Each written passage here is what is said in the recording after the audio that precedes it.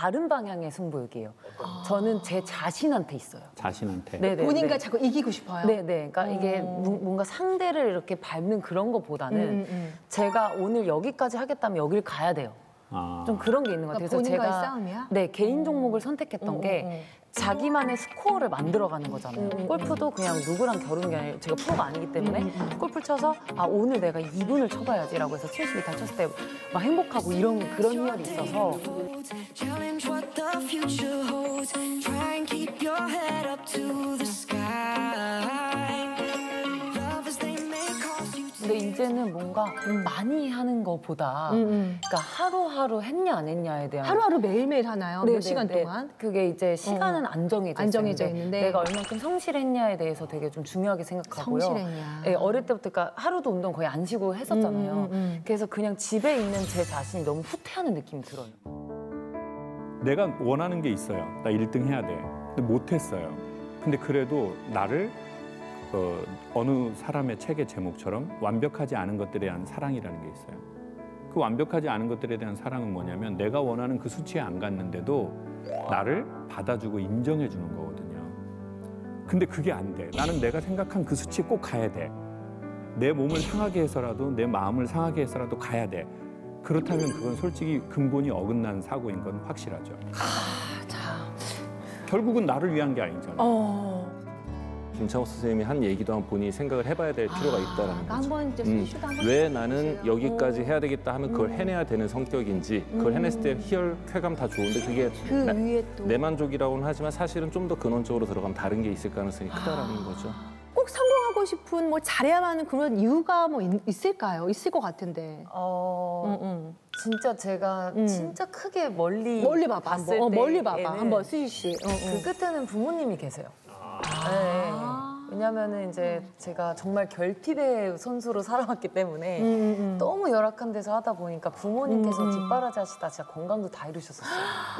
네. 그러다 보니까 이제 좀 빨리 어떻게 잘해서 효도하고 싶은 마음이 굉장히 큰데 이제 부모님이 제가 방송에서 뭐 이렇게 운동이든 뭐든 나와서 잘하는 모습을 너무 좋아하세요.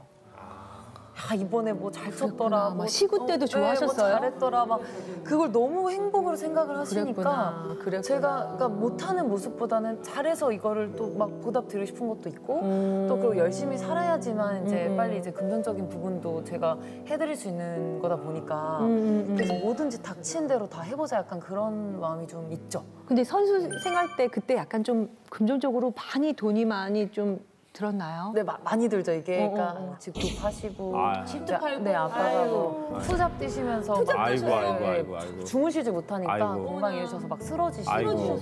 네, 이제 그렇게 하다 보니까 제가 그때부터는 나약한 마음을 저한테서 없애버렸어요. 그러니까 아, 오늘 힘든데 이런 거 없이 이유가 또 하나 있네. 네, 이 시간에 일어나서 하나라도 해야 돼. 나 올림픽 못 갈 거야. 그러면 지금 차라리 소름 죽자. 돋아. 다 이유가 있었네. 네, 올림픽 못 갈 거면 여기서 죽어. 약간 이런 정도로 저를 채찍질을 하기 시작하면서 이제 약간 그런 게 좀 많이 바뀌었고 그리고 오히려 부정적인 생각은 저를 잡아먹더라고요. 맞아요. 네, 그러니까 근데 이거를 한 번 더 생각을 바꿔 차라리 이 시간에 기술 하나 더 해보자 하라고 하면은 그게 이제 막 성과로 나오니까 그러면서부터는 그래 할 수 있어. 막 한 번 더 하자. 이렇게 바뀌면서 제가 이렇게 자리 잡게 된 것 같아요.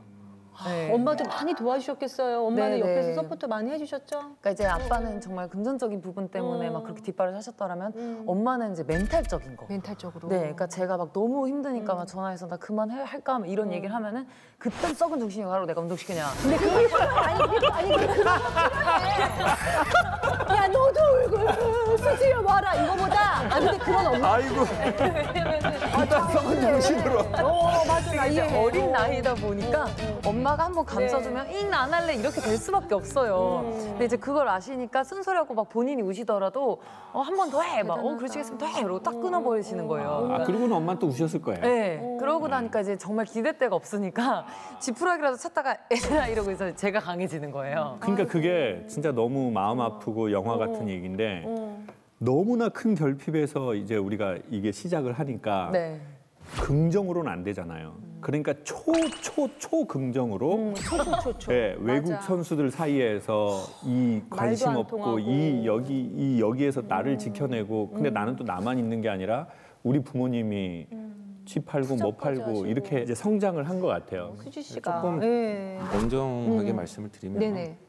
뭐 사실은 이제 뭐 수지 씨가 어렸을 때 한 3년 아버지한테 이거 하겠다 쫄라서 그래. 어쨌건 하기 시작은 했다 그것도 하지만 수지 씨가 그걸 하는데 뭐 그걸 시키겠다 결정하신 건 부모님의 선택인 거고 맞아요. 사실 성인이 되기 전까지 부모는 당연히 자녀를 양육해야 될 의무와 책임이 있는 거고 그 의무와 책임을 최선을 다해서 하셨는데 문제는 이제 지금 수지 씨가 아직도 10대는 아닌 거잖아요. 그럼요. 이제 나이를 먹어갖고 이제 네. 본인 삶을 살아야 되는데 어떻게 보면은 사실 수지 씨뿐만 아니라 뭐 특히 운동 분야라든지 예술 분야라든지 부모님의 어마어마한 노력과 희생, 열정, 돈 등이 들어가서 애가 만들어진 경우엔 다 이런 관계가 있어요. 약간 지나친 애착 관계? 이제는 좀 성인이 됐으니까 떨어져야 되는데 아직도 한 몸처럼 같이 다니는. 왜냐하면 부모 입장에서는 우리가 만든 애야라는 생각을 안 가질 수가 없고요. 아니 근데 어머니 아버님 말씀도 이해돼요. 근데 자녀 그럼 그렇게 있을 것 입장에서는 같아. 자녀 입장에서도 사실 우리 부모님이 날 만들었어라는 걸 당연하게 생각하고 이게 어떻게 보면은 그래 엄마 아빠 나한테 이렇게 도움 준 건 참 고마워. 하지만 이제는 내 삶을 살아야 돼가 되지가 않아요 쉽게. 그렇지. 근데 하지만 해야 하는 시기거든요. 그걸 하지 않으면 왜냐하면 언제까지 수지 씨가 부모님과 계속 하나의 뭐 이렇게 그러니까 한 이게 몸뚱아리로 마음이 돌아다닐 진짜 수는 없는 대단한- 거거든요. 그래서 수지 씨가 분명히 고마움도 느끼면서 꽤나 많은 압박감도 느낄 가능성이 크단 있을 말이에요. 것 같아. 그러니까 했나요? 제가 힘든 사건도 한 번 좀 있었고 막 이렇게 되면서 그 공황장애를 한번 겪었어요. 얼마나 답답했으면. 아니 근데 요새는 진짜 많은 분들이 예. 그러니까 이게 이제 처음에는 이제 부모님한테 항상 괜찮은 척을 많이 했거든요. 나 요즘 좋고 행복하고 막 다 괜찮아 하고 딱 방문을 닫고 들어오면 그 문이 약간 감옥처럼 느껴져 숨이 안 쉬어지고 약간 그런 느낌을 굉장히 많이 받았는데 그래서 이거를 그게 이제 힘들어. 정신 쪽으로 한번 가보라고 해가지고 정신 가보라고 했어? 가봤더니 되게 오래 진전된 공황인데 몰랐냐는 거예요. 몰랐구나. 그것도 네. 이겨냈구나. 본인이 스스로 이겨냈나 보다. 네네네. 아이고. 그래서 뭐 인내 끈기 막 이런 게 완전 그래프 끝에 치닫아 있대요. 그래서 지금 본인한테 1번 처방은 독립이래요.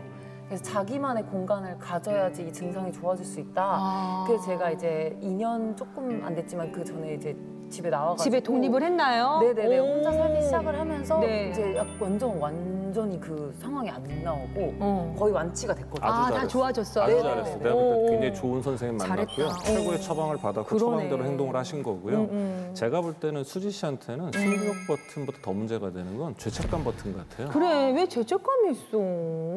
그냥 부모님과 한 공간에 계속 있으면서 계속 그 버튼이 눌러졌기 때문에 아마 공황 발작까지 경험을 한 것 같고 독립해서 부모님과 좀 이제는 분리하는 그런 연습을 하셔야 될 때인 것 같고 잘 하고 있는 것 같아요. 뭐 선생님이 얘기했듯이 부모님은 수지 씨가 불행한 걸 의도하지 않을 거야 절대로. 그럼. 그렇게 해서 그만큼 자기가 강박관념을 가지고 그 부모가 지금 말은 안 하고 내가 부모만은 아니에요. 나 하나 성취감 때문에 그래서 이럴지 모르지만 결국은 부모님들이 자기 가슴에 차지했던 것 같아. 내가 모르는 견지에서는. 그치, 속깊이. 그렇다면은 부모님이 바라는 것이 아니니까 자기가 그걸 잘 판단을 하고 탈피해서 이제는 정말 무엇이 나를 위한 것인지를 자기가 찾아야지. 다 지나버린 오늘을 보내지 못한 수지 씨가 부모님한테 뭐 금전적으로 어떠한 보상을 못 해드렸다고는 하지만 사실 뭐 정말 어린 친구들 빼고 대한민국에서 신수지 씨라는 사람을 모르는 사람이 별로 없고요. 그럼요. 부모님은 쉽게 말하면은 나는 신수지, 엄마 신수지 아빠로 계속 10년 넘게 사셨단 말이에요. 맞아요. 그거 자체가 충분한 보상이라고 저는 생각을 해요. 그래서 지금까지 이루어놓은 성공으로. 그럼요.